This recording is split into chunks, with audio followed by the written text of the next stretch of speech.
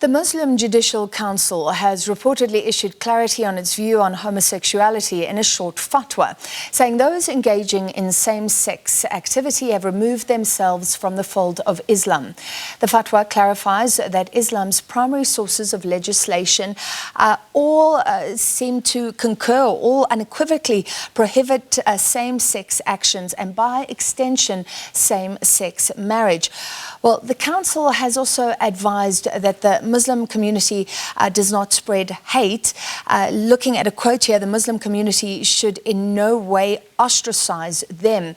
The MJC noted that it's difficult to engage in a brief discussion of LGBTQ issues. Let's speak to Dr Muneer Abduroaf, who is from the Judicial Council, the Muslim Judicial Council of South Africa. Doctor, thank you for being with us. Can you clarify that this missive or fatwa has been issued? Yes, thank you very much, and thank you for having me. Yes, the Muslim Judicial Council SA is an Islamic-based institution that does a number of things within the South African community.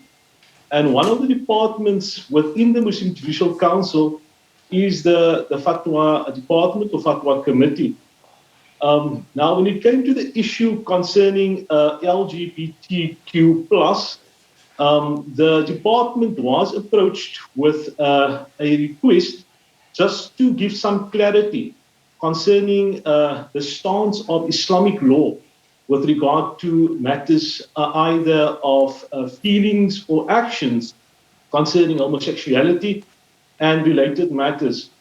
And as the fatwa states, it is quite difficult to engage in a brief discussion on this matter, but some points were then issued to the South African community, Muslim community at least, with regard to the request.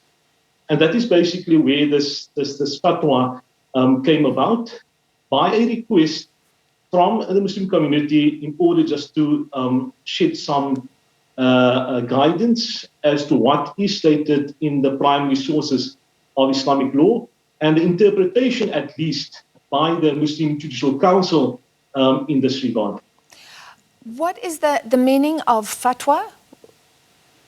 A fatwa is basically a question has been asked and an Islamic scholar or a panel, as in the Muslim Judicial Council, there is a committee that they are on a number of occasions, they are asked questions and they then have to give the legal ruling. It could at times be on marriages, at times it could be on inheritance, at times it could be on halal and so forth. And a ruling or interpretation of the Islamic law primary sources is then given. And this is basically what this fatwa or brief fatwa or clarification is all about. It is the view of the Muslim Judicial Council. Yeah. And it's the view of the South African Muslim Judicial Council, but presumably you are in line with a global similar body, a Muslim Judicial Council. Globally, does it work like that you get in line with an international body?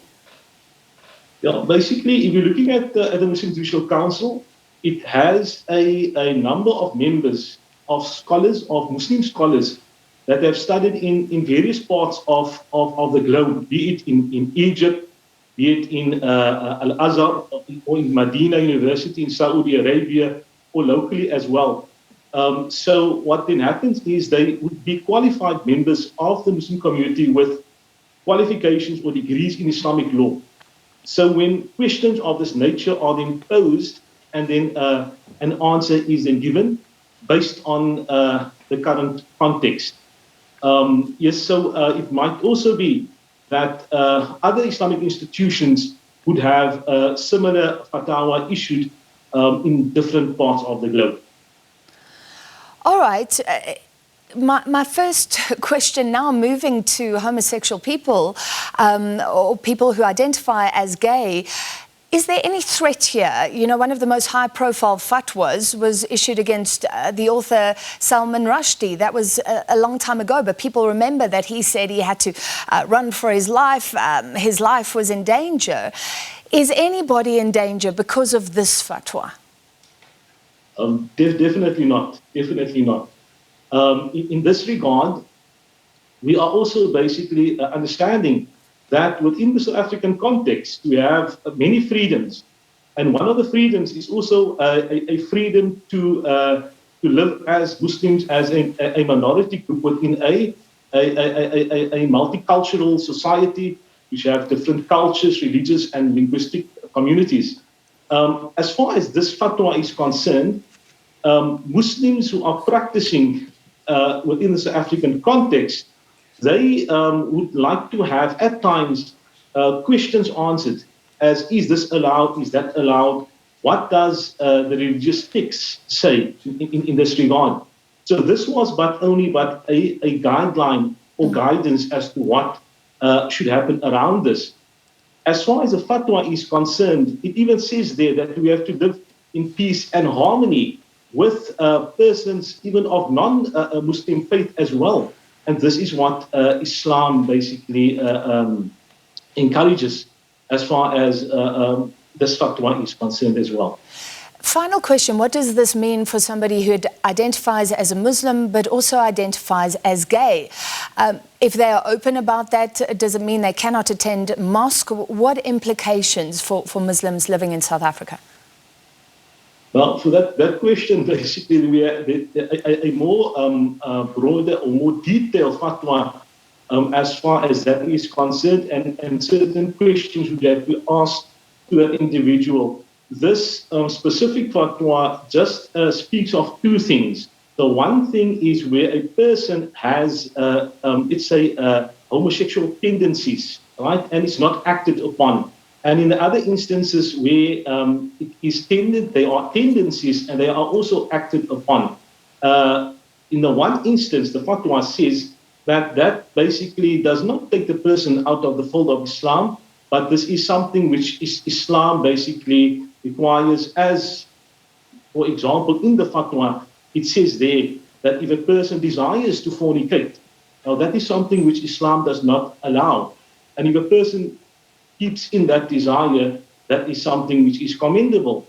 And even in the instance where the person does, however, explain that these are his or her desires, but does not act upon it, that those persons should be welcomed in the community and basically commended for that.